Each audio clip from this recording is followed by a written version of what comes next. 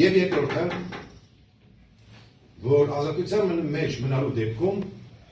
չի կատարի Հայաստանի Հանրապետության քերական դատավարության օրենսգրքում որպես մեղադրյալ իր վրա դրված պարտականությունները, այդ թվում անօրինական ազդեցություն հնարավոր է գործադրի դատավարության մասնակիցների նկատմամբ, առնվազն իր օգտին ցուցմունքներ ստանալու նպատակով։ Առաջին հացանի դատարանի այս արձանագրումները եւ առհասարակ որոշումը հարգելի պաշտպանների կողմից բողոքարկվել է վերաքննիչ դատարան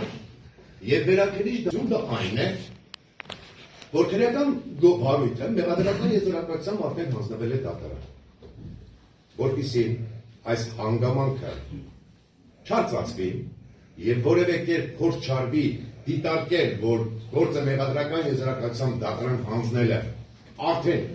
այնպիսի իրավիճակի փոփոխություն է էական փոփոխություն, որ կարող է հիմք հանդիսանալ խափան միջոցի փոփոխման համար, ապա շտապեմ արձանագրել եւ վկայակոչել, համոզված եմ հարգելի պաշտպանների նույնպես հայտնի վճռաբեկ դատարանի նախադեպային դիրքորոշումները, որ զուտ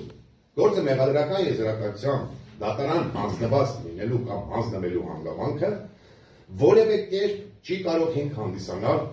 արձանագրելու համար, որ նախկինում ընտրված խափան միջոցի հիմքերը որևէ կերպ նվազել են կամ զերոացվել։ Շարունակեմ։ Ես ուզում եմ քննարկման առարկա դարձնել, թե ինչ Դեռ մի ընդհատեք, ձեզ հնարավորություն կտրվի բոլոր ներկայացված դիտարկումներին պատասխան ներկայացնել։